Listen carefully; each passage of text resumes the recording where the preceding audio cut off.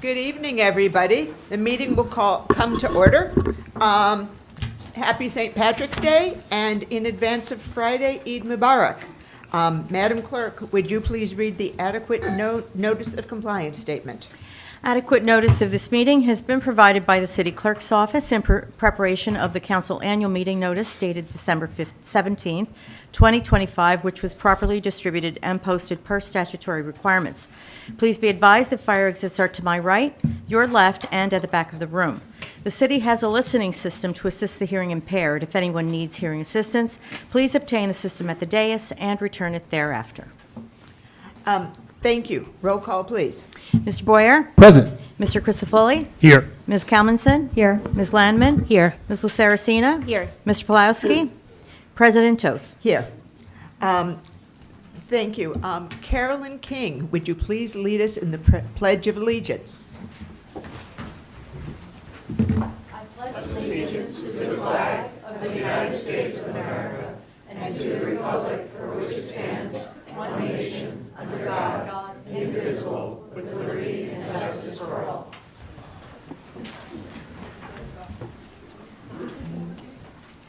Madam Clerk, would you please read the notices regarding closed sessions and hearings and comments? A closed session meeting as authorized by state statute was announced and held prior to the start of this meeting, and the known items for discussion were listed on the published closed session agenda.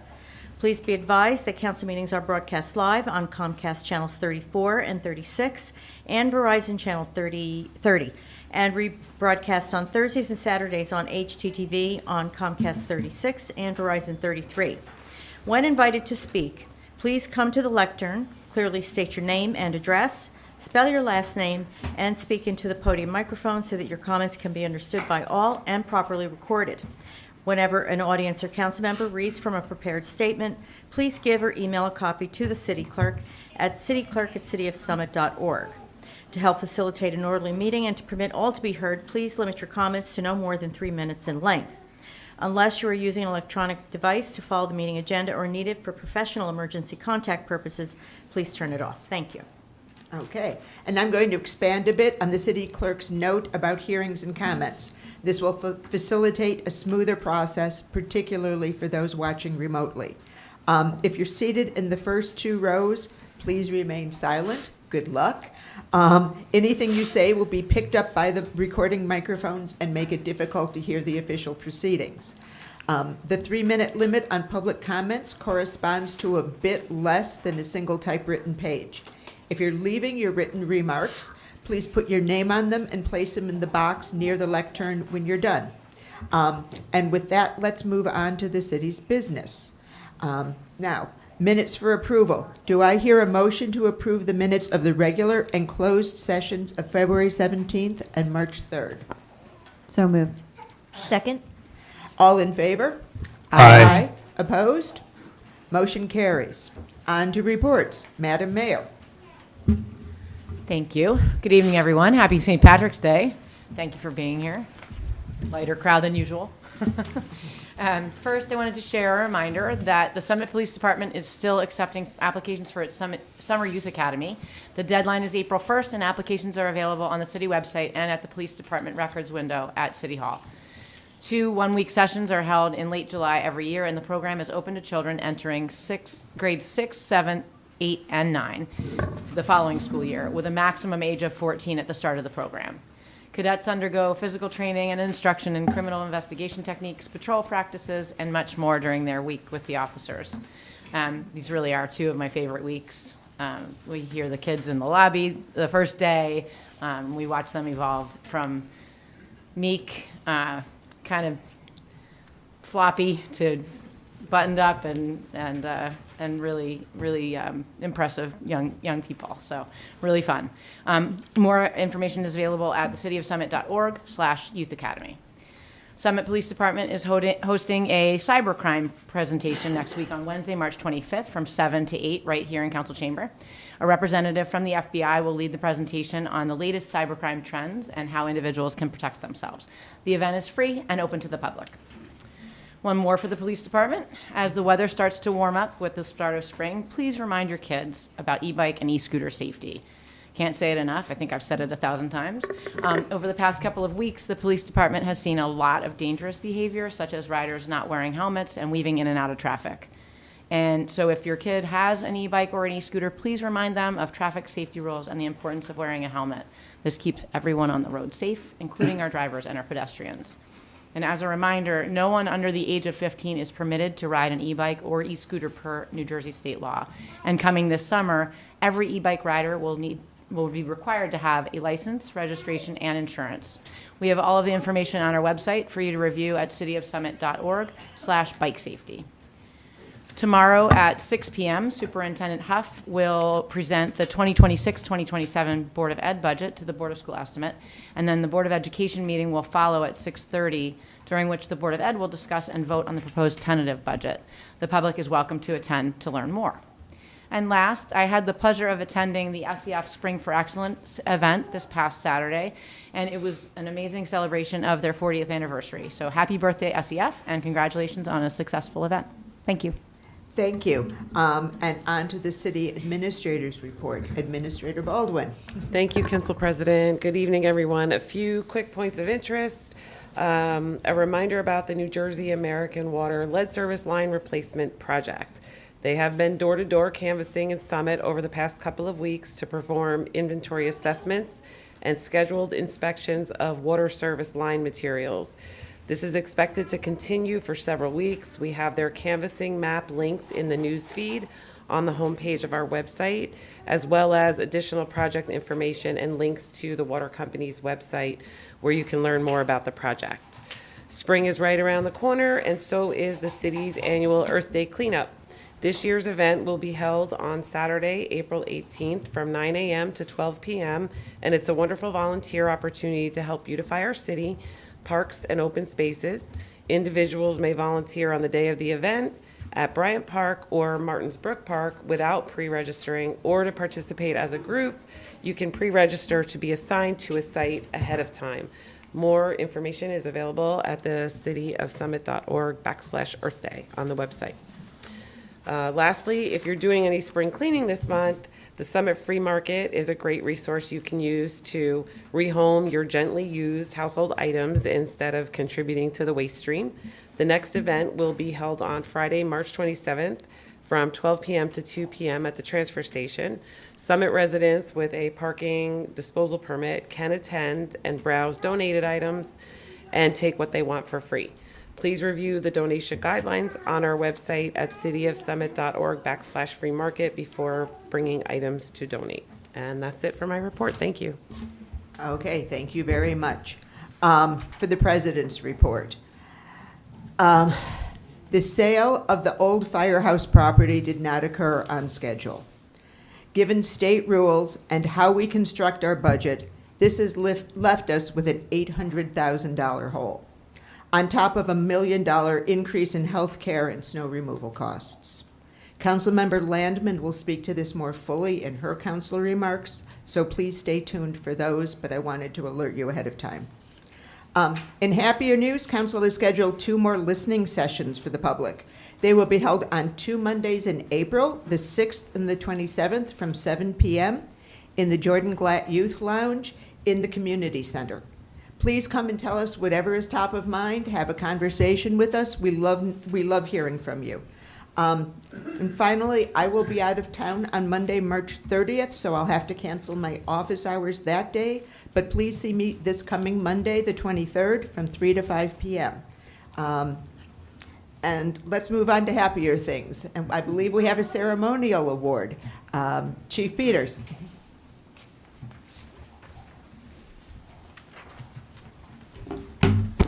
Thank you. Through you, Council President. Tonight, I'm here to present the 2025 Police Officer of the Year Award. While this newly adopted initiative is designed to highlight the actions of the previous year, over the course of the last 14 years, Officer Keith Kwiatek has demonstrated unwavering integrity while consistently upholding the highest ethical standards through accountability, honesty, and professionalism. His performance has not only been exceptional, but sustained over time. Officer Kwiatek executes his duties with consistency, sharp attention to detail, sound judgment, routinely operating at a level of excellence that elevates the entire police department. Whether handling routine calls or high-pressure situations, he remains composed, decisive, and effective, ensuring that each task is completed thoroughly and in accordance with the highest standards of law enforcement. Through clear initiative, Officer Kwiatek consistently steps forward to take on challenging assignments and additional responsibilities without hesitation. He leads by example, setting the tone through his actions rather than words, and serves as a dependable resource and mentor to fellow officers. His proactive approach to policing, combined with his willingness to go above and beyond, directly contributes to safer outcomes and stronger team cohesion. Officer Kwiatek's commitment to service reflects a genuine care for both the community and his fellow officers. He fosters trust through, listen to that. The crowd can barely contain themselves. He fosters trust through respectful, fair, and compassionate interactions, strengthening relationships and enhancing the reputation of the Summit Police Department. His presence in the field is not only reassuring to the public, but also a source of confidence for those of us who work alongside him. Above all, his dedication to the Summit Police Department's mission is selfless and unwavering. Officer Kwiatek shows up prepared, focused, and fully committed every day, embodying the core values of this profession. His work ethic, leadership, and character make him exceptionally deserving of this honor, 2025 Police Officer of the Year.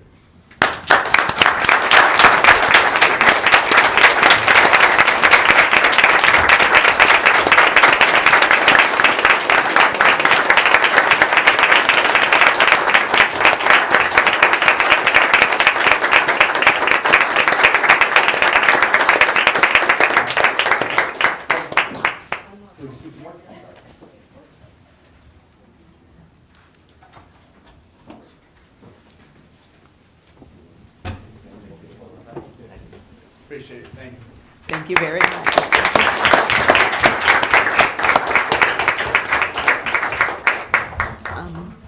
And let's move on to our historical minute. Councilmember Landman. Thank you, Council President. Tonight I would like to invite Lizzie and Maddie Griffith to the podium to give the historical minute. Maddie and Lizzie are sophomores at Summit High School and are members of the girls' soccer team. They were selected by their coach to present tonight on two legends from Summit girls' sports history. Over to you. Okay. Good evening, everyone. My name is Lizzie Griffith. And my name is Maddie Griffith. We are sophomores at Summit High School and are members of the girls' soccer team. This Women's History Month, we are honored to speak about a vital and inspiring part of Summit history, the impact that sports legends Mimi Murray and Lindsay Clark-Rossoff had on Summit girls' sports. Dr. Mimi Murray helped break stereotypes about what female athletes can or cannot do. Mimi, class of 1957, made her mark on Summit High School sports. During her 4 years, there were no formal varsity athletic teams for women, but she didn't let that stop her. She participated and excelled in field hockey, basketball, and soccer. In fact, her formative years as an athlete shaped her in women's sports for the rest of us.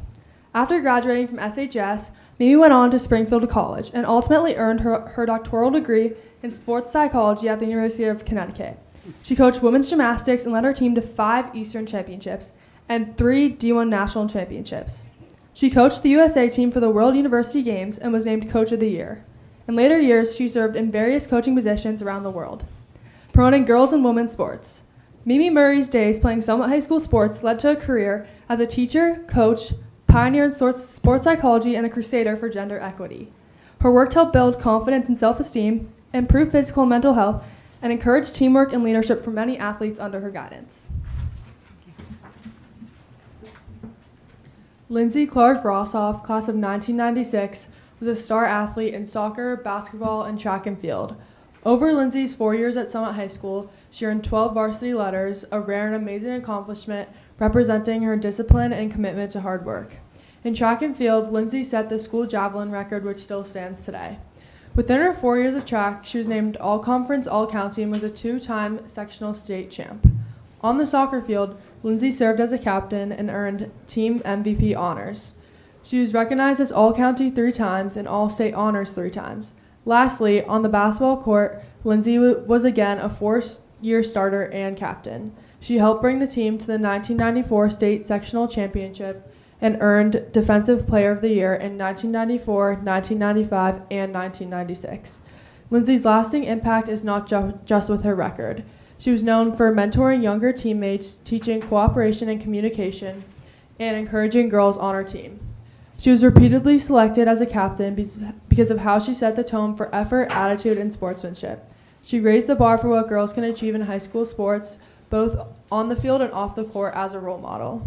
Lindsay Clark Rossoff and Dr. Mimi Murray made their mark on Summit Sports. Both Lindsay and Mimi serve as key reminders to all women athletes, what it means to be a leader and how to make a long-lasting impact. Lindsay and Mimi represent what it means to be a hilltopper, and we appreciate what they have done to pave the way and set an example for all athletes like us. Thank you.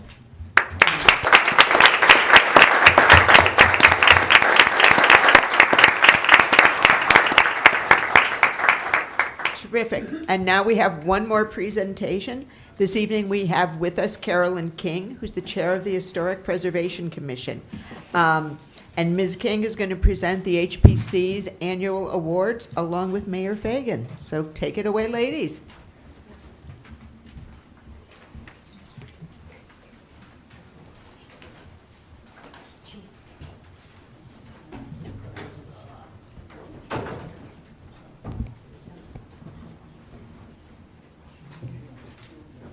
Yeah, no, I'm just going to finish the first slide. Yeah. We're working on the technical. Yeah. Can you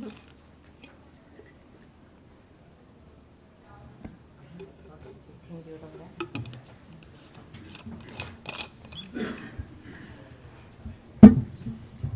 You know, it's bad when I become the tech guy. I was just about to say.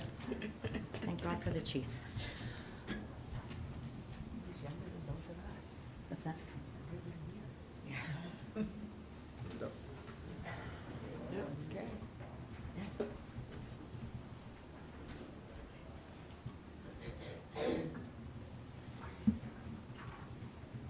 I think that's the best we're going to get from There's a full screen. Good. We're good? Okay. So these are the Historic Preservation Commission Awards. Excuse me, could you get the, yeah, Am I close enough? now you're close enough. These are the Historic Preservation Commission Awards for historic homes, and it's something that we look at every year to appreciate the character of Summit.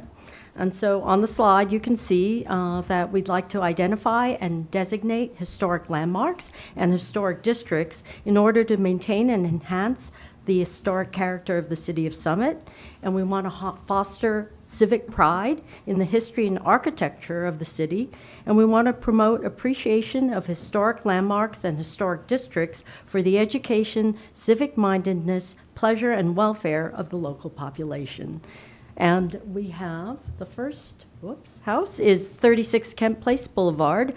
And just to have people hear a little bit more about the language on how we can describe why the houses look so beautiful, this is a Second Empire Victorian home, and it's 1875. And the home has been recognized by the HPC for a thoughtful restoration of its period detail, and that includes a number of homes on Kent Place Boulevard that have that same design, and the style is characterized by its mansard roof. That's the part that's sloping, if you look on the slide, asymmetrical massing, and deep porches. And this home was meticulously restored, bringing back the original clapboard siding, the cornice trim, the ornate brackets that you can see, and the second floor bay window. So this is really a beautiful home, and you can see the decorative woodcut railings. So that's our first home. And our next home is 13 Hughes Place, and it's in the Deantown Historic District, and this vernacular Victorian dates back to 1890. And Deantown is sometimes referred to as East Summit, and is a neighborhood of homes that developed in the late 19th century. And this is a well-preserved example of these original homes, and they feature a front gable. That's the triangle part. And the porch was enclosed for a period of time, and that was actually restored to its original condition, which you see here, and you can go by and see at the house. And it has square porch posts, which are consistent with the details of this style. And the next house is 41 Valley View, and this is a shingle-style home from 1900, and it features a gambrel roof, a round tower dormer, and a three-sided bay dormer, and something they call an eyebrow window, which is that half-moon shape that you see. And it has a deep porch that extends across the main massing of the house with paired posts. And there's a sister home on 37 Valley View. And the renovations to this home have been sensitive to the historic scale, massing, and detailing. And we want to recognize this home for the stewardship. And next is 17 Ashland. And it's in the Summit Homeland Company Historic District. And this was developed in the early 20th century. And it's the area around Memorial Field, Brayton School, and the middle school. And this is called a craftsman bungalow, and these homes were common in the early garden suburbs, and there's only a handful of these in Summit, so it's special. And this home is characterized by its tapered brick porch columns and its gable porch roof with exposed rafters and supporting brackets. And these details are what makes these homes so beautiful. And the next one is 9 Robin Hood Road, and it is in the North Side Historic District, and that is known for its park-like setting, and it's designed in a variety of romantic styles. This is one of the earliest houses in the Ivanhoe Park subdivision of the North Side, and this home was designed with Norman, French, and Tudor influences and features a circular tower element, as you can see. And the historic details include rusticated clapboard siding, another eyebrow dormer, and the tower element. And 9 Robin Hood is being recognized for its ongoing stewardship of the home and the grounds. And our last is 47 Hillcrest, and this is a shingle-style family home, and it was built in 1890, and it was designed by a noted Summit architect, John Cady. There are a number of these homes in Summit, and he's credited with many of the homes built on the North Side District. And there are character-defining details here, something called a decorative frieze, dentile molding, which is what looks like little teeth all the way across, the cornice, elliptical windows, gambrel roof dormers, and flared shingles. And the decorative frieze features rope swag details on the front porch beams, around the side sunroom, and on the attic window heads. And this house was also awarded a stewardship award by the HPC in 2022 for its long-standing maintenance of the original historic nature of the home and property. And we'd just like to recognize these homes and why it makes Summit so beautiful. Thank you very much. You know,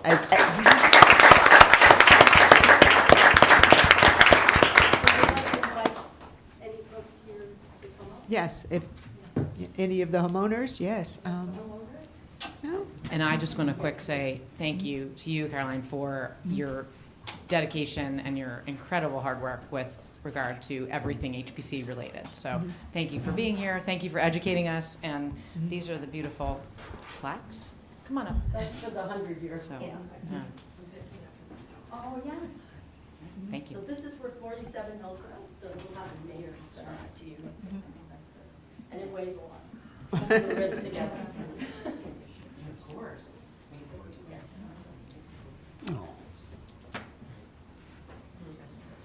Let's go.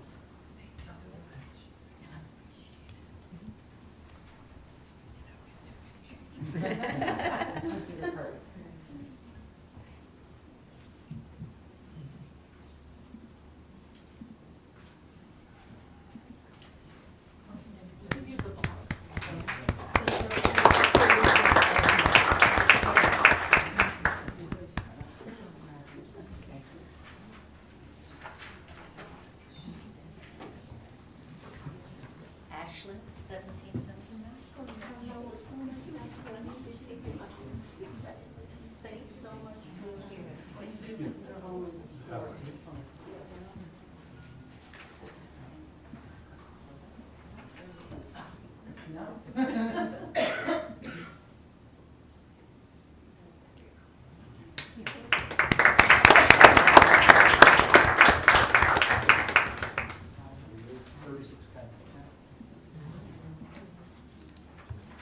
Thank you. Still some work to be done. Almost there.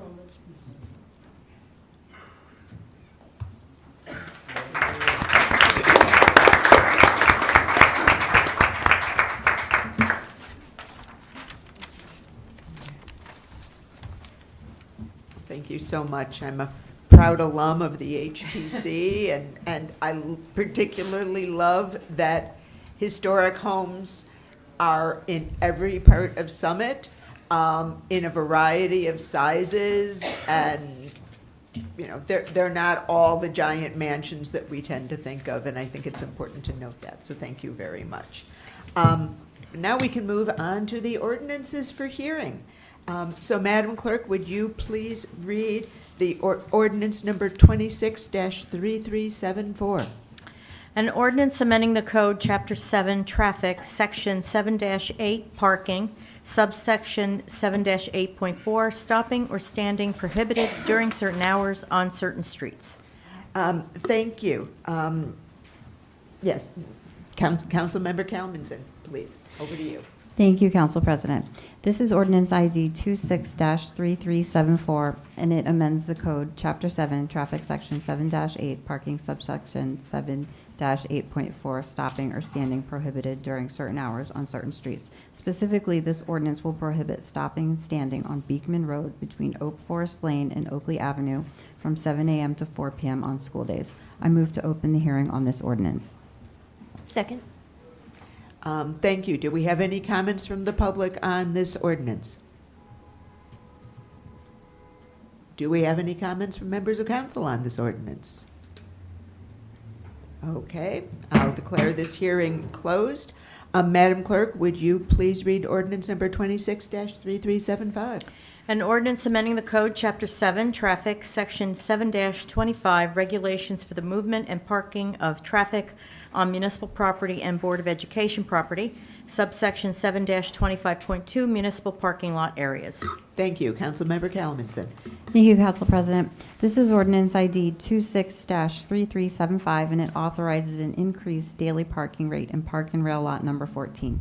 The Park and Rail Lot located at at the corner of Union Place and Summit Avenue is owned by NJ Transit and managed by the City of Summit. Under the existing agreement between NJ Transit and the city, all revenues generated from the lot are shared equally on a 50-50 split. This lot is primarily utilized by non-resident commuters as no permit is required to park.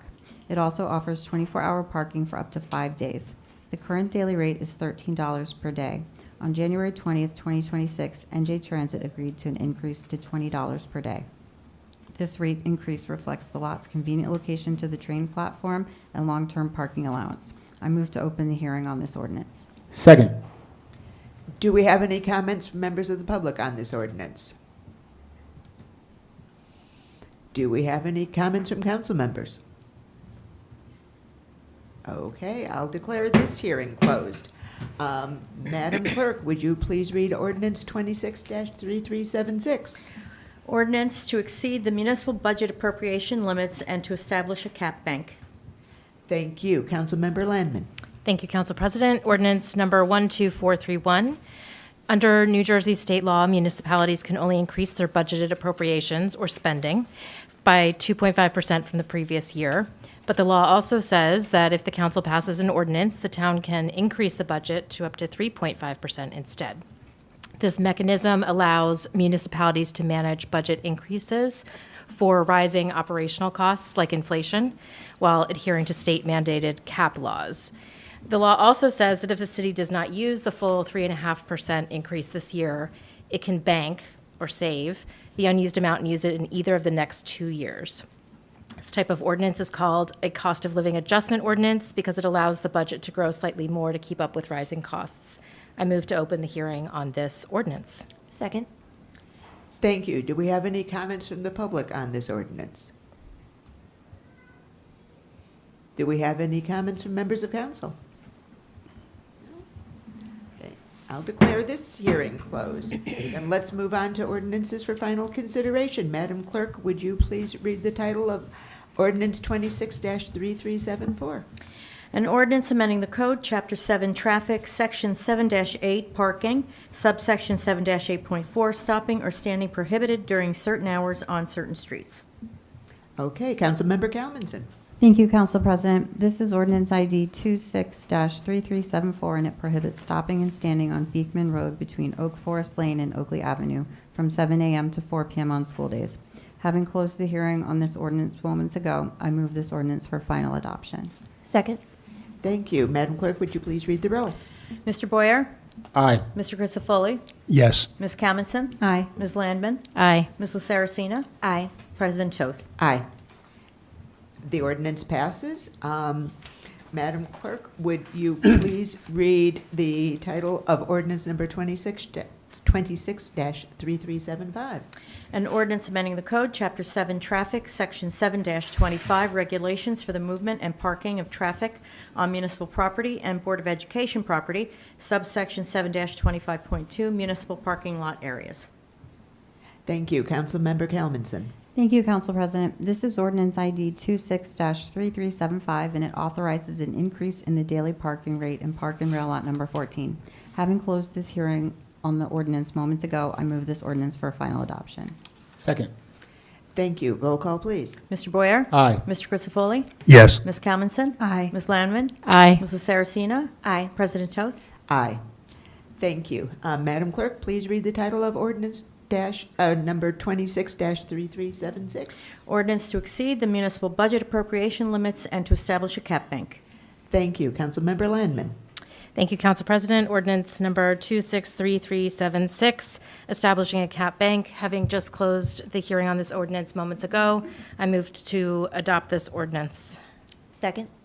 Thank you. Roll call, please. Mr. Boyer? Aye. Mr. Crisafulli? Yes. Ms. Camonson? Aye. Ms. Landman? Aye. Mrs. Saracena? Aye. President Toth. Aye. We have no ordinances for introduction, so let's, yes, thank you. Ordinances all pass. But we have no ordinances for introduction, so let us move to resolutions. Councilmember Landman. Thank you, Council President. So first, on resolution number 12458, consistent with previous years, until we pass the 2026 budget on May 5th, the city is operating under a temporary municipal operating budget. The city needs to spend now on some items like salaries for city staff and day-to-day operating expenses. The only way to authorize this needed spending is via this resolution. We're required to call it an emergency, but it is standard operating procedure. I move to adopt this resolution by roll call vote. Second. Thank you. Do we have any comments from members of the public? Do we have any comments from members of council? Madam Clerk, would you please call the roll? Mr. Boyer? Aye. Mr. Crisafulli? Yes. Ms. Camonson? Aye. Ms. Landman? Aye. Mrs. Saracena? Aye. President Toth. Aye. Councilmember Landman. Thank you. Resolution 12432 approves the renewal of the Summit City Cooperative Pricing System. This program allows us to act as the lead agency and work with nearby municipalities to buy services together. By combining our needs, we can get better prices. Over the past 10 years, Summit and partner towns, including Chatham Borough, Chatham Township, Florham Park, Milburn, and New Providence, have used this system to coordinate projects like their annual micro surfacing program for our roads. The cooperative pricing system must be renewed every 5 years. The current approval expires on March 28th, 2026, so we need to approve a renewal to keep the program going. There's no cost to renew it. I move to adopt this resolution. Second.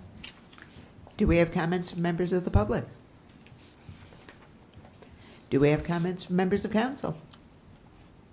No? All in favor? Aye. Any opposed? Resolution passes. Back to you, Councilmember Landman. Thank you, Council President. Resolution 12460 authorizes 2026 case management services for the unhoused in Summit in an amount not to exceed $113,615 for 2026. Residents, you may have heard the mayor's comments in January about Summit's unhoused population reaching functional zero. That means homelessness is rare, brief, and non-recurring. Doesn't mean we have zero homeless individuals in our city.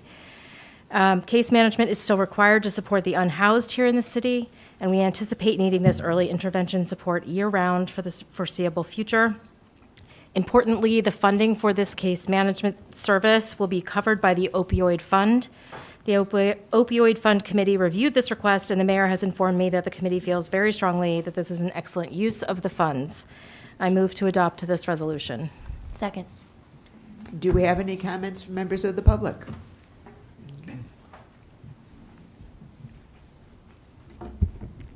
Thank you, Council President. Andy Meniger, Edgar Street in Summit. So this is through you, Council President, but for the mayor. How often is the mayor's task force meeting this year? What are the goals for 2026? How many unhoused people are in Summit today? And I don't know if this is specifically for the mayor, but could be for anyone. How much is left in the opioid funds? Okay, Thank you. thank you. Do we have any other comments? Okay. Any comments from members of council or others on the dais? Council President, Yes, Councilmember Boyer. thank you. Last year, I had the opportunity to go to Bridgeway and their annual awards dinner, and they laid out the services that they provide, and it is just absolutely amazing, you know. And our town, for the last couple of years, dealing with homelessness, has been exemplary. It's extraordinary. The mayor has done a fantastic job, and I'm sure had her hand in the Bridgeway partnership as well. So I am extremely happy about this. I'm so happy that this is continuing. I just ran into, maybe some of you not know, but Steve the other day, and he's been out in the street for several years. And he's like, "Hey, Jamel, how's your wife?" He didn't even ask about me first, but anyway. But he's got an apartment in Irvington. He looks great. He lost weight. He was I mean, it just warms my heart when I see these folks, and I think of our mayor and her commitment the first day that she took office. And I know there's a lot of people involved, but what an extraordinary job. Thank you, Council President. Thank you. Mayor, yes. Thank you for the questions, Mr. Miniger. A couple of things. So this proposal came to us, obviously, as a result of the work of the Homelessness Task Force. And we've been working really closely with many service organizations, Bridgeway, Bridges, Grace, our first aid squad, our police department, our fire department. There are 25 representatives on the Homelessness Task Force, so it was a massive effort of not me, but of all of the volunteers and the organizations and services working together. It was a really remarkable collaboration. One of the key pieces of getting folks housed was Bridgeway and their ability to address a lot of the mental health pieces and to work with Bridges in their case management. It was really a team effort of case management.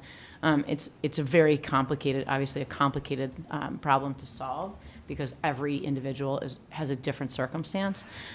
So, Bridgeway was able to do a lot of street outreach. The Bridgeway outreach woman spent a lot of time at the hospital, where that was really a great opportunity to engage with our unhoused individuals and get them to really buy into and to trust the folks that were really trying to help them here.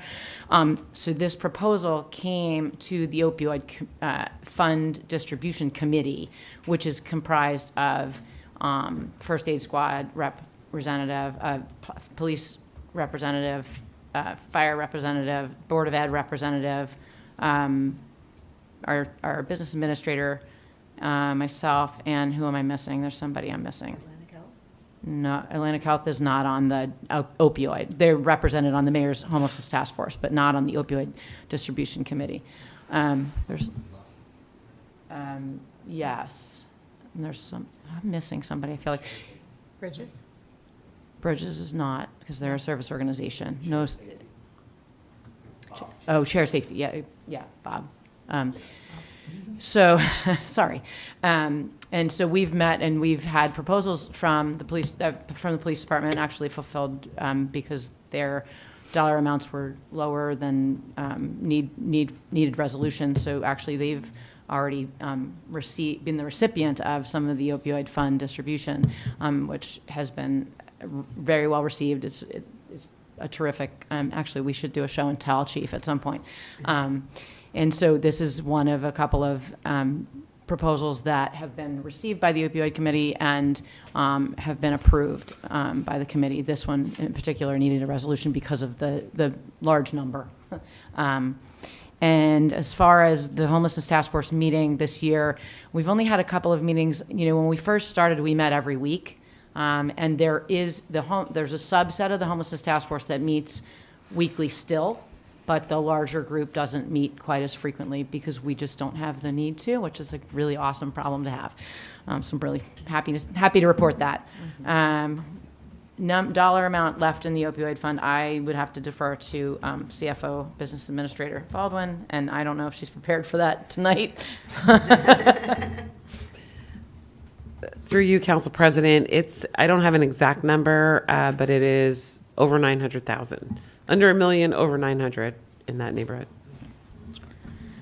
And then, the number of homeless individuals or unhoused individuals in Summit currently, it fluctuates, but there's one individual that's, a consistent individual that we see. There are folks that come through the hospital that end up, being discharged to the streets. So in part, this grant will help actually prevent that. I mean, that's part of the goal, is to prevent the discharge of individuals who didn't originate here, but that are in need of case management, and hopefully we can help them get settled. So I think it's a really great thing for not only just for Summit, but just for a humane engagement with people who need help. Thank you. Thank you. Any other comments? Okay. Then, all in favor? Aye. Any opposed? No. Resolution carries. Councilmember Landman. Thank you, Council President. Resolution number 12449 grants a leave of absence without pay for a sewer maintenance unit employee. Having just discussed this matter in closed session, I move to adopt this resolution. Second? Okay, thank you. Do we have any comments from members of the public? Any comments from members of council? No? All in favor? Aye. Any opposed? Resolution carries. Capital Projects and Community Services, Councilmember Crisafulli. Thank you, Council President. Resolution number 12433 would establish 2026 fees for our sanitary sewer system, formerly known as the Joint Meeting of Essex and Union Counties, which covers 11 municipalities and was created in 1899. That's a long time ago. This year's proposed fee increase of, I believe it's $4. Is that correct, Aaron? Yes, that is correct, through your Council President, yes. Is one of the lowest increases in several years, and I believe the number is just above $400 per residence. As a new member of the board of the joint meeting since January of this year, I'm working to ensure accountability and cost effectiveness of this fundamental part of our infrastructure, and I move to adopt this resolution. Second. Thank you. Do we have any comments from members of the public? Do we have any comments from members of council? No, I almost feel obligated to follow in my predecessor's footsteps and talk about how this is probably the best run joint meeting sanitary sewer in the state and keeps our costs well below the state average. It's quite an asset to us. So it's wonderful that we can keep our increases down. But let's call for a vote. All in favor? Aye. Any opposed? Resolution carries. Back to you, Councilmember Crisafulli. Thank you, Council President. Resolution number 12459 would authorize the placement of approved temporary art at City Hall in partnership with Summit Public Arts, one of Summit's volunteer organizations that helps make our town special. Temporary installation of a new piece of art is being planned for April. I move to adopt the resolution. Second. Thank you. Do we have any comments from members of the public? Okay. I didn't read the full packet. I just have the tiny bit. Where is this new location? Okay. So this is perhaps a question for. Well, yeah, let's see if we have any more public comments. Okay, comments from the members of council. Thank you, Council President. Yes. I would call on our city engineer to address the question. Yes, certainly, through you, Council President. 2 years ago, approximately, I have the date somewhere, the art location at City Hall was converted to what's called a permanent location, which is why we have the structure out in the courtyard. The Arts Committee has been very interested in adding additional art at City Hall. The CAPS Committee feels this is warranted, so we're basically just adding a new temporary location at City Hall. Exact location will be determined by each application. We do have one coming in that will go through the CAPS Committee process, and this will just add another location that's covered through our insurance, and it's on the official map that we'll update once this is approved. Okay. Is that understandable, Mr. Miniger? Okay, thank you. Do we have any other comments? Yes, Councilmember Saracena. Thank you, Council President. I just want to express gratitude to the Summit Public Art Committee. I am biased. That's how I first got my start in local government volunteerism, was as a member of Summit Public Art for several years. It is a really remarkable, dedicated, passionate group of community volunteers who bring beautiful permanent and temporary installations, much to the delight of our community. Summit has, as a result of their work, earned the reputation as a city of art in New Jersey. We are a destination for public art lovers, which is a really, really special thing, and it's all because of the volunteer work. Summit Public Art is privately funded, so it's through the work of the volunteers and the generosity of the donors. There is support provided by our community services and other city teams, but the lion's share of the work is done by this dedicated group of volunteers, so we thank them. Okay. Any other comments? All in favor? Aye. Any opposed? No. Back to you, Councilmember Crisafulli. Thank you, Council President. Resolution number 12464 would support an application for federal funding to mitigate flooding of the Passaic River through de-snagging, that's removing large trees and other items, as well as debris removal through a multi-town Passaic River Mayor's Flooding Coalition. By working with our neighboring communities, Summit hopes to attract scarce federal funding for flood mitigation in our primary watershed. Most of our town drains into the Passaic River.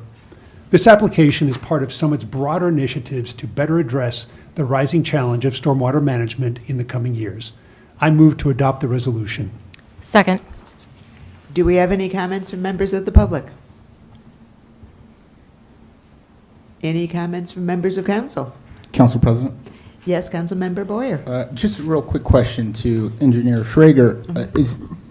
Will this also involve the Saltbrook, removing debris, or just Passaic? Because I know because I'm off the committee, but I know we were talking to New Providence and different neighboring towns to help mitigate that as well.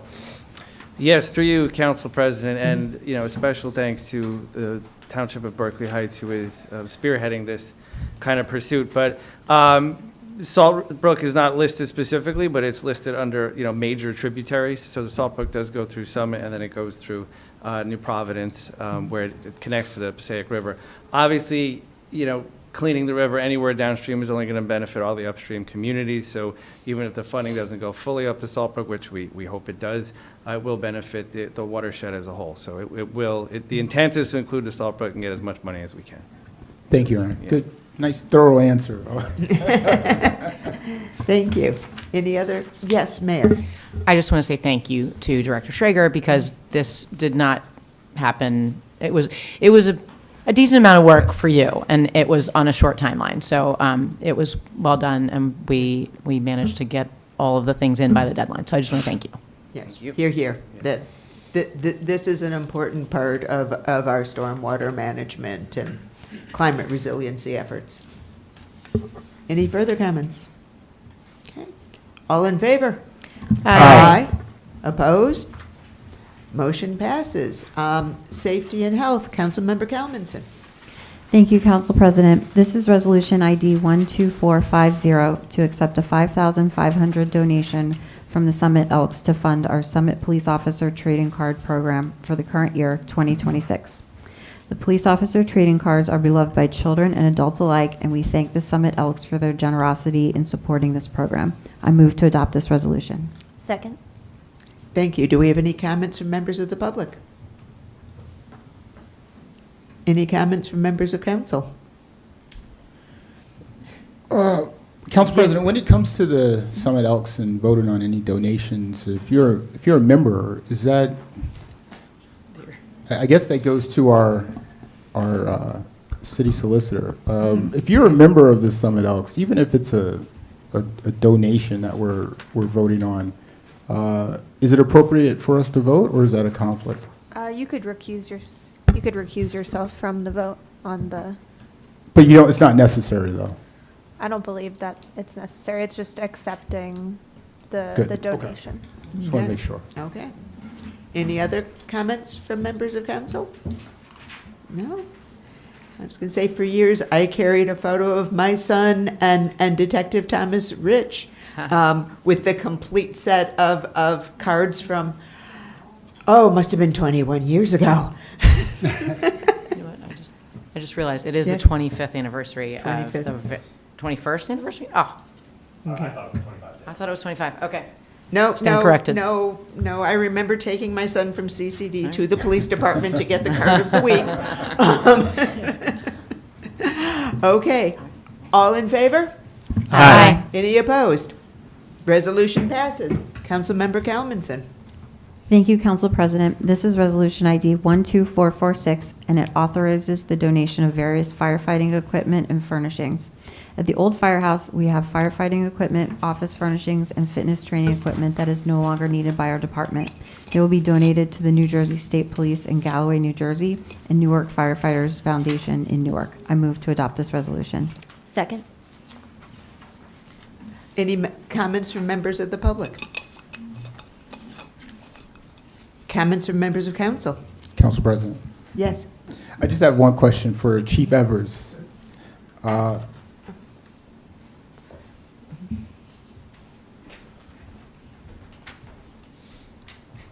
First of all, sir, it is so great to see you. You I too. feel like I haven't You too, seen you in a long Councilmember. time. It's been a I'm while. missing safety.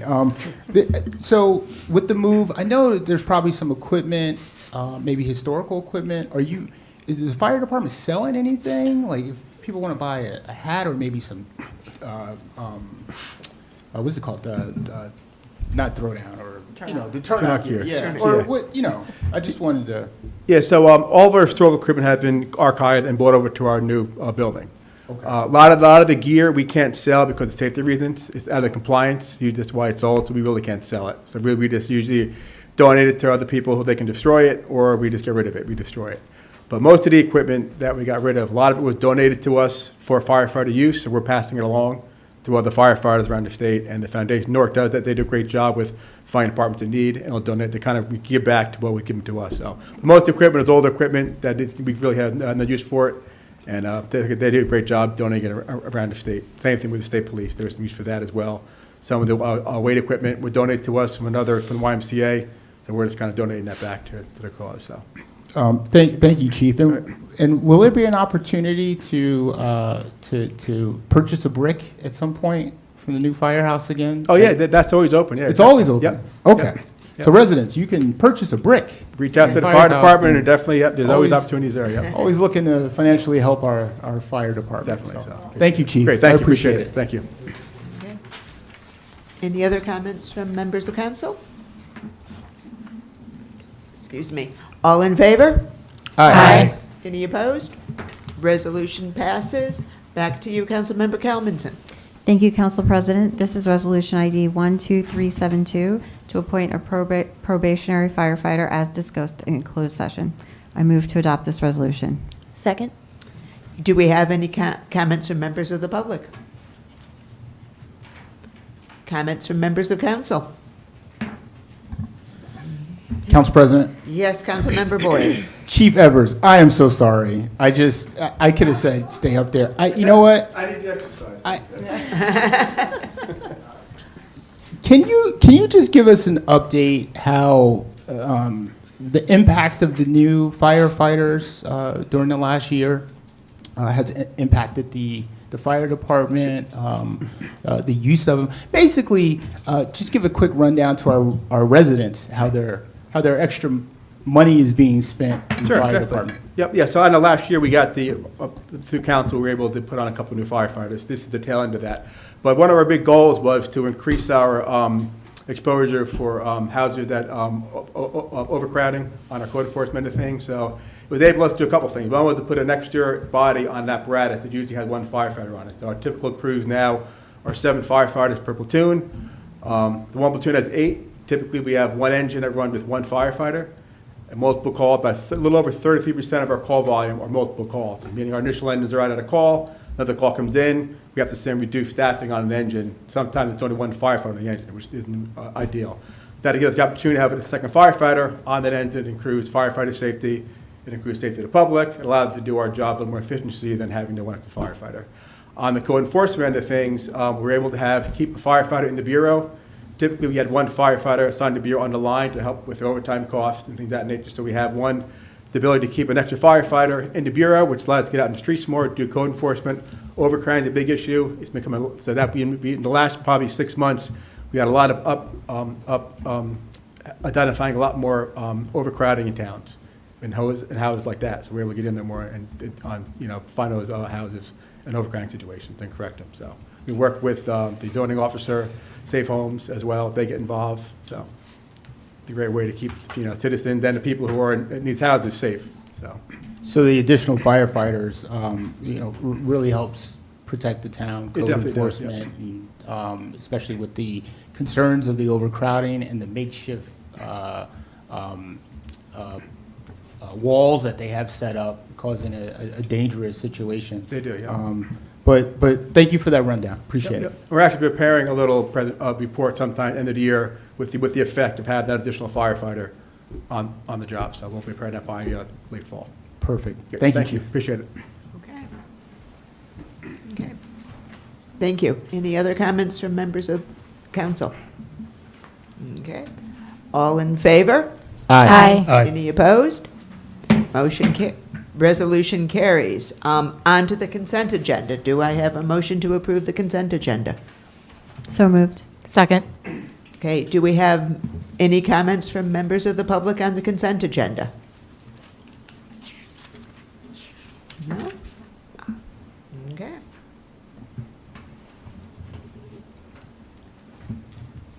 Diego Hoyk, Argyle Court. A simple comment about every year Chief Evers comes back from that fallen firefighters celebration, and it's a very emotional thing, and I think it's important that we support that one resolution. Thank you. Yeah, any other comments from the public?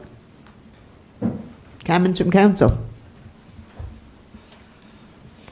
All in favor? So, Council President. Yes, I'm sorry, Councilmember Christofouli. Thank you, Council President. On the final resolution, number 12455, it authorizes attendance of all licensed construction code officials and inspectors at Building Safety Week in Atlantic City. Now, we're taking a very tough look at all budget items, so this one was a bit of a red flag for me.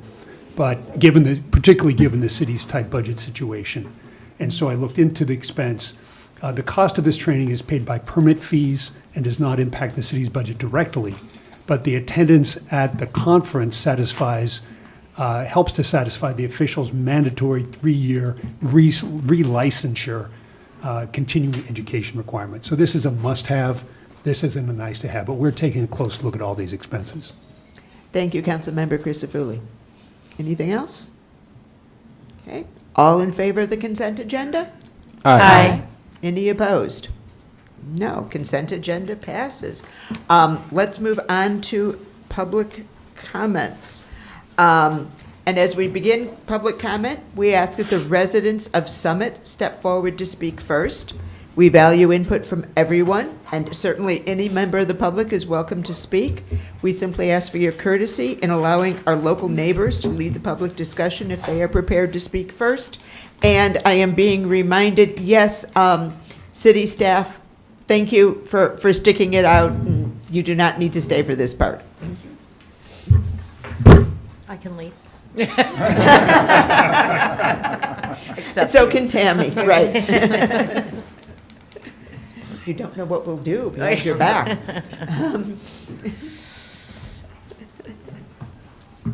Okay. Good evening, Good Mr. evening, Council President Toth, Mayor Fagan, members of council and staff. I'm Jim Bennett, B-E-N-N-E-T-T, 38 Fairview Avenue. I just wanted to reiterate the mayor's comments about the meeting tomorrow at the Summit High School. The Board of School Estimate meeting is going to be at 6 p.m. at the high school at the Library Media Center, followed by a meeting of the Board of Education at 6:30 at the same place. This is a very important meeting, and I encourage people both on and off the dais to attend the meeting. The school budget is over 50% of the tax bill, whereas we spend a lot of time here talking about the municipal budget, which is also important, but that is about 20% of the tax bill. So if you're concerned about your pocketbook, you should go to this meeting. The number I heard as of last Tuesday was an increase of 5.17%, which is substantial. And I do believe that's somewhat, that would be somewhat of a record, or a recent record at least. Now, that was subject to whatever the figure was going to come in on Thursday for state aid to the school system. And I understand that that has decreased by 3%. Now, I don't know how that's going to impact that figure, or whether the 3% decrease has been baked into the 5.17% figure. And I'm not saying that the amount is unjustified, but it's very important for your pocketbook. We want a good school system for the city of Summit, but we also need to be very mindful of the budget, and this is a very important meeting, so at the risk of being repetitive, I urge everybody to attend. Thank you. Thank you, Mr. Bennett. Do we have any other comments from members of the public? Mr. Hoyk. Dear Hoyk, Argyle Court, I want to echo Mr. Bennett's call for people to attend this meeting. Last year, our schools lost a mental health support. They lost tech support. Kids in our middle schools have to stand in line to get their Chromebooks fixed because we parents were not assertive enough in ensuring that our kids' educational needs were properly funded. I understand that most of the increases of the school budget come from pension-related matters and other benefits, statutory matters that we do not control. And there are many forces in this country that are trying to defund a high-quality liberal arts public education. Some of those forces are at play here in Summit, and it's up to us to defend the quality of the education of our children. Thank you. Thank you. Other comments from members of the public?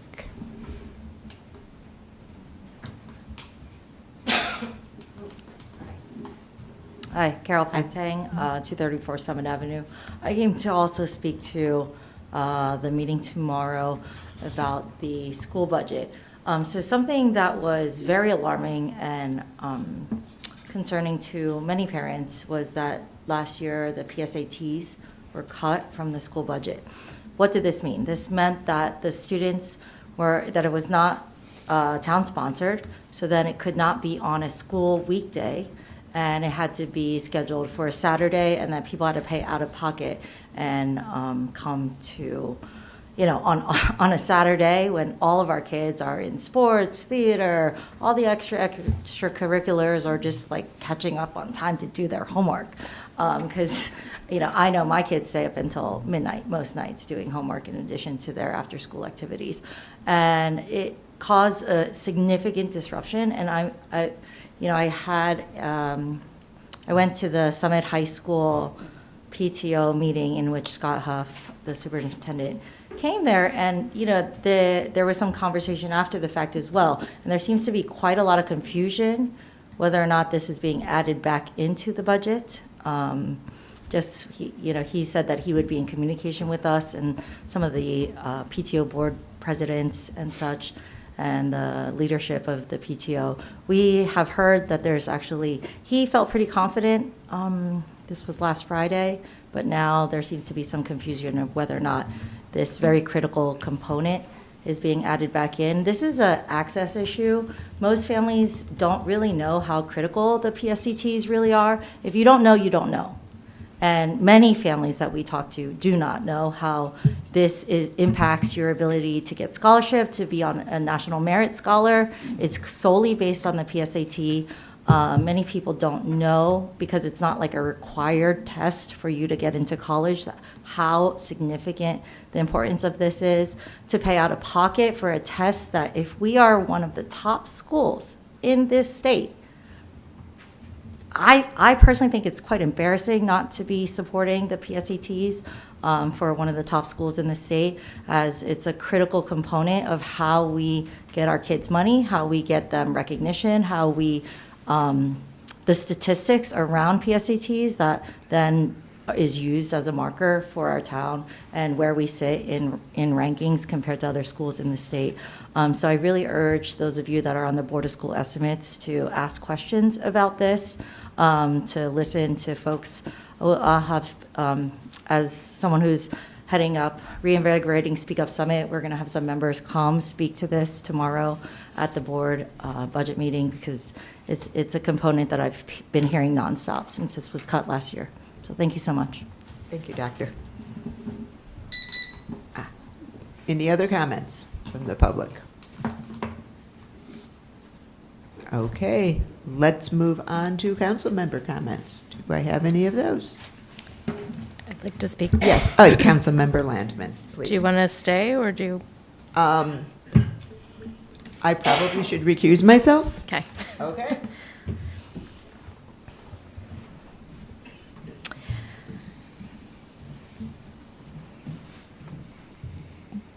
While we're waiting, I will echo the plug for the Board of School Estimate meeting tomorrow. Councilmember Saracina and I are members, as is the mayor.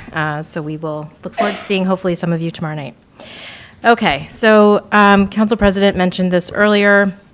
We entered the budget season anticipating a pretty significant increase in cost of healthcare, but we also got hit with a pretty big bill for snow removal that we did not anticipate.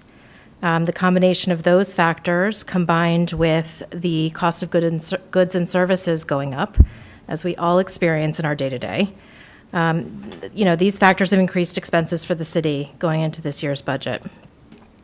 In addition, as the council president mentioned, we were surprised by a big loss in anticipated revenue because the sale of the old firehouse site has not closed. While discussions with the buyer are still ongoing, we cannot build that revenue into our budget for this year. Therefore, in order to submit a balanced budget, we have made some difficult choices. We have eliminated some jobs that are open. Nobody's in those jobs today. We've cut operating expenses as much as is possible and responsible. We're making some overdue adjustments to some fees and assessments. And if we are able to recover revenue, which we are hoping for, we can make adjustments later this year. Administrator Baldwin, who has been leading the budget process for us, will share the details at our next Common Council meeting on April 7th. I encourage anyone who is interested to attend. And I just would like to say, on behalf of council, I'd like to thank Administrator Baldwin and Director of Finance Kabliska in particular, as well as all of the department heads, for tremendous effort in adjusting the budget over the past couple of weeks. It's been a very difficult process for us. So I just want to say thank you. And that's it for my comment. Council President. She's coming. Pro temp, I think you got it.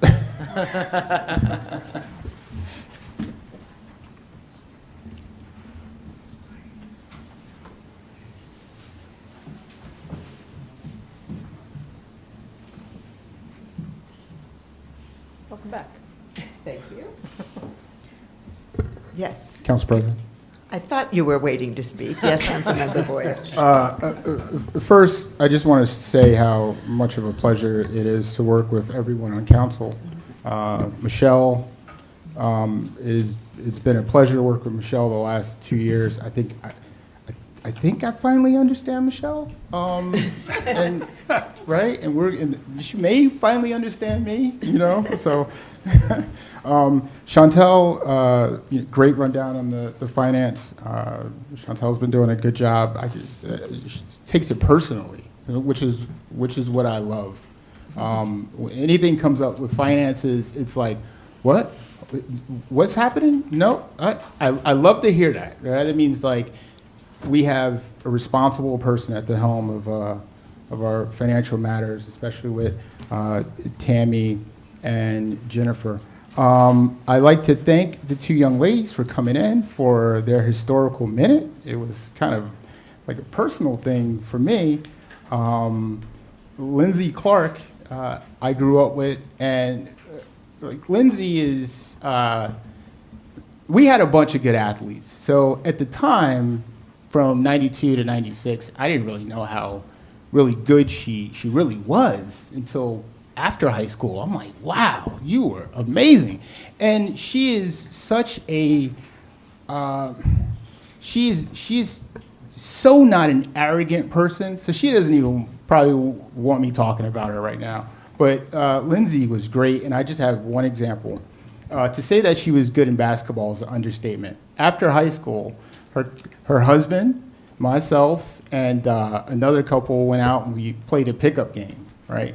And I mean, we were balling. I mean, Lindsay was hitting threes and everything. I mean, this was just like a random pickup game.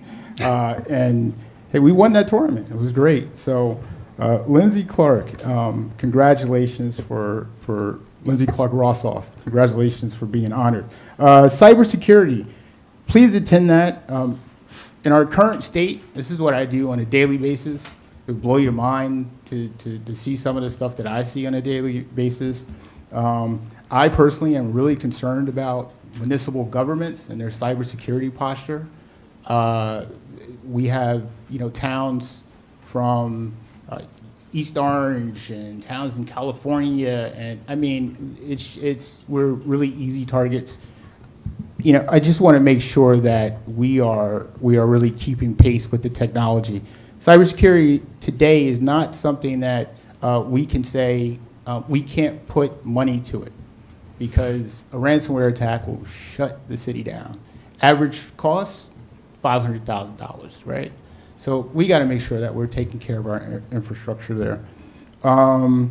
Earth Day, one of my favorite days. If you're interested and you're listening out there, I think that I'd like to get a bunch of people to do Glenside Avenue.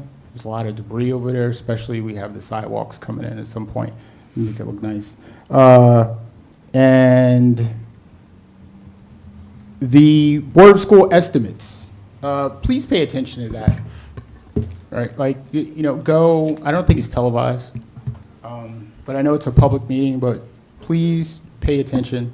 The council here, although we have some people appointed to the Board of School Estimates, it's the Department of Education's budget, right? And, we have to really, we have to, as residents, we have to really be involved in that. So there are no surprises. And report it to them, right? Like the Board of Ed. Like, really get on them about stuff, right? Like, I'll help you with that too. So, PSATs, I don't know if it's true or not. It was taken out of the budget, but I know my son went to Milburn.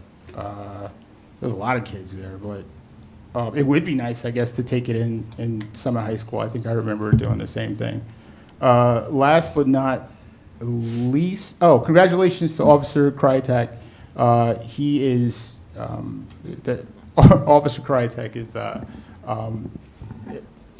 he embodies what the Summit Police Department is. I mean, we have the best police department. I got to tell you, most of those guys back there could get Officer of the Year, and ladies. And if you want to volunteer for the Summit Housing Authority, every month they do a game night. The residents there are really happy about it. I messed up bingo one night.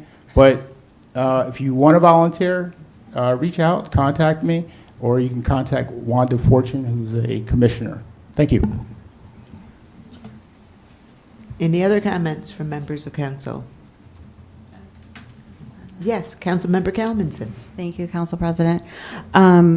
I know Councilman Boyer just said he wasn't sure about the PSATs being cut, and I do know that they were cut. A parent called me very alarmed last year when they realized they were cut, because they said now it was on a Saturday, and they said, you know, my child can't make this Saturday, and I'm able to take them to a neighboring town, but not everybody's going to be able to do that. So I do, just to clarify, I do know that that was cut. And also, I just wanted to thank Councilmember Landman, Councilmember Laceracina, City Administrator Baldwin, and Director of Finance Kapliska. We've heard Herculean tasks quite a bit recently regarding affordable housing, and I think, you know, with the whole hole in our budget of $800,000, for them to be able to quickly come up with, you know, nothing was pretty, but they were able to address it, so appreciate all of the efforts, and that's it. Thank you. Okay. Yes, Councilmember Laceracina. Thank you, Council President. There are many reasons why Summit is wonderful, our beautiful green spaces, sports programs, generosity of spirit. But conventional wisdom is that there are three main reasons why people want to live in Summit and love living here. One is proximity to New York City. Summit's own Assemblyman Andrew McCurdy serves on the State Transportation Committee. He's introduced legislation to improve the efficiency and integrated capital planning of our state transit agencies.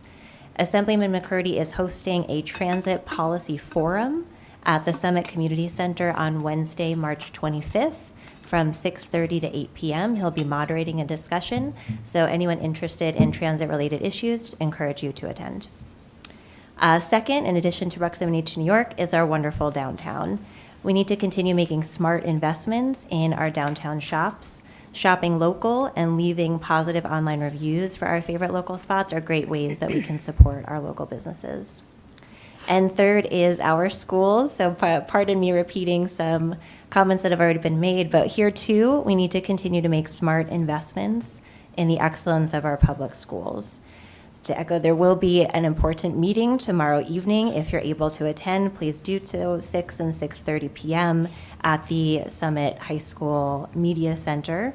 There is great information available on the Summit Public Schools Budget Development webpage, so please go take a look. There's great presentations and overviews of the draft budget that has been presented to the Board of Ed.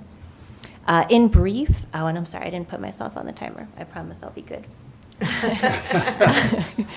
In brief, the administration faced some really serious headwinds in developing this draft budget. There was approximately a 19% increase in healthcare costs, 19% year over year, as well as an anticipated decrease in state aid, which I'll come back to in a moment, as well as rising energy costs and across-the-board costs that we are all experiencing, from the grocery store to the gas station and elsewhere. On the state aid, the draft budget reflects an estimated 5% year-over-year decrease in state aid. The reality was a bit better. It's only a 3% decrease year over year, so it is still a decrease, but not as much as had been built into the budget, so that's conservative best practice planning on behalf of the administration. So we'll learn tomorrow what, if anything, has changed as a result of that somewhat better picture with respect to state aid. All in, so these are kind of the big headline numbers, the school administration has prepared a draft budget with a tax levy increase of 5.17% year over year. 3% of that 5.17% is attributed to the rising healthcare costs. So it's not a perfect one-to-one, of course, because it's off of a different base. But if we control for that 3% increase in healthcare costs, then kind of the true operating budget increase is only 2.17%. This is under, the 5.17 is under our allowable tax levy adjusted cap for the schools of 5.55%. That was a lot of numbers. They're all in the publicly available draft budget information that's on the Summit Public Schools Budget Development webpage. Importantly, the draft budget does not include any cuts to existing headcount, so it protects our student-teacher ratio. We thank our teachers, staff, and administrators. Y'all are doing amazing things to help our children achieve their full potential in the classrooms. And I think I can speak on behalf of myself as well as the mayor and Councilwoman Landman to say that we're looking to participating in a focused and collaborative process to finalize the school budget. Thank you. Thank you, Councilmember Saracena. Anyone else? No? Wow. Do I hear a motion to adjourn? So moved. Second. All in favor? Aye. Any opposed? I don't know if it's a land speed record, but it's close. Close.